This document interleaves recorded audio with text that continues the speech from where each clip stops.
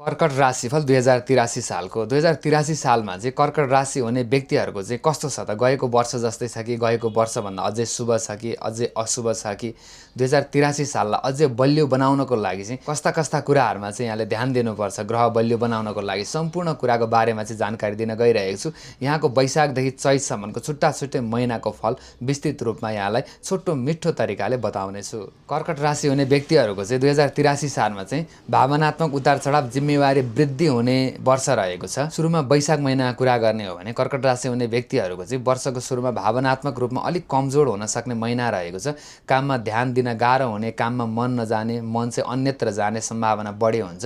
परिवारसँग समय बिताउन मन लाग्नेछ। परिवार छोडेर टाढा काममा जान यहाँलाई मन लाग्ने छैन वैशाख महिनामा। र आर्थिक रूपमा सामान्य तर खर्च भने बढ्ने सङ्केत देखिन्छ, सावधानी अपनाउनु होला। जेठ महिनाको कुरा गर्ने हो भने सुधार आउने समय देखिन्छ। काममा ध्यान केन्द्रित हुन थाल्नेछ। नयाँ अवसर विशेष गरी सानो व्यापार र अतिरिक्त आम्दानीको सुरुवात हुने महिना पनि रहनेछ जेठ महिना। र साथीभाइ इष्टमित्रहरूबाट राम्रो सरसहयोगहरू मिल्नेछ यहाँलाई। असार महिनाको कुरा गर्ने हो भने अलिक कठिन महिना रहनेछ। मानसिक तनाव, चिन्ता वा अनावश्यक डर हुन सक्छ। काममा अवरोध आउन सक्छ असार महिनामा। र स्वास्थ्यमा ध्यान दिनु होला। विशेष गरी यहाँलाई ग्यास्ट्रिकले सताउन सक्छ। त्यसै गरेर टाउको दुख्ने समस्याले पनि सताउन सक्छ असार महिनामा।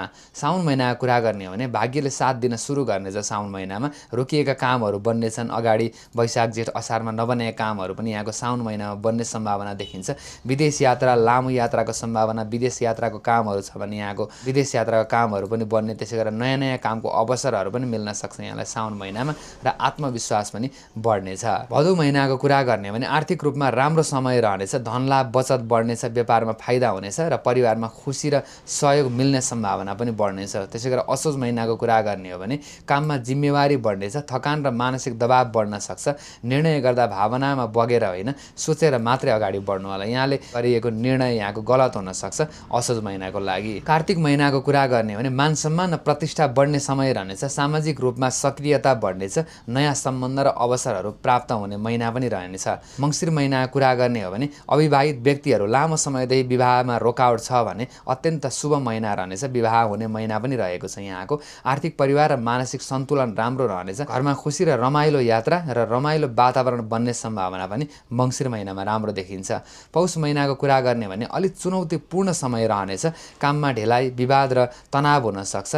खर्च नियन्त्रण गर्नु होला। खर्च एकदमै बढी हुन सक्छ यहाँको पौष महिनामा। माघ महिनाको कुरा गर्ने हो भने हरेक काममा पुनः सुधार आउने समय पनि रहनेछ। नयाँ अवसर, करियरमा उन्नति, पुराना समस्याहरू समाधान हुँदै जानेछन्। लामो समयदेखि फसेको धनहरू पनि उठ्ने सम्भावना देखिन्छ। र लामो समयदेखि रोकिएको कामहरू पनि माघ महिनामा बन्ने सम्भावना देखिन्छ। र आत्मविश्वास फेरि पुनः अझ वृद्धि हुने सम्भावना देखिन्छ माघ महिनामा। फागुन महिनाको कुरा गर्ने हो भने प्रेम सम्बन्ध, घर परिवारको सम्बन्धका लागि राम्रो समय रहनेछ। दाम्पत्य जीवनमा मिठास आउनेछ र सृजनात्मक काममा सफलता मिल्नेछ। चैत महिनाको कुरा गर्ने हो भने यहाँको अलिकति निराशाजनक रहनेछ। अगाडिदेखि राम्रोसँग अगाडि बढिरहेको कामहरू रोकिन सक्नेछन् यहाँले चैत्र महिनामा। र यहाँले कुनै पनि काम गर्नभन्दा अगाडि चाहिँ यहाँले विशिष्ट व्यक्तिको, घर परिवारको सल्लाह लिएर मात्रै अगाडि बढ्नु होला। र पार्टनरसिपको कामहरू छ भने एकदम सजग रहेर अगाडि बढ्नु होला। पार्टनरबाट फसिन सकिने महिना रहेको छ यहाँको चैत्र महिना। यहाँले 2083 साललाई अझै बलियो बनाउनको लागि, उन्नति प्रगति गर्नको लागि, यहाँको जन्म कुण्डलीमा भएको नवग्रहलाई बलियो बनाउनको लागि यहाँले चाहिँ पूर्णिमाको दिनमा चन्द्रमाको पूजा गर्नु होला। त्यसै गरेर कुनै पनि शुभ कार्यमा जानुभन्दा अगाडि क्रिम कलरको एउटा मात्रै भए पनि कपडा धारण गरेर अगाडि बढ्नु होला। र यहाँले चाहिँ पशुपन्छीलाई, अनाथ वृद्धहरूलाई खाना दिने कामहरू पनि गर्नु होला। र यहाँले चाहिँ दही दान गर्नु होला। कसैलाई चाहिँ दही दिँदाखेरि खुसी हुने व्यक्तिलाई दही खाना दिएर अगाडि बढ्नु भयो भने यहाँको कार्य पक्कै पनि सफल हुनेछ। हजुरले भिडियो कुन ठाउँबाट हेर्दै हुनुहुन्छ कृपया कमेन्टमा लेख्नु होला र भिडियोलाई एक सेयर पनि अवश्य गर्नु होला।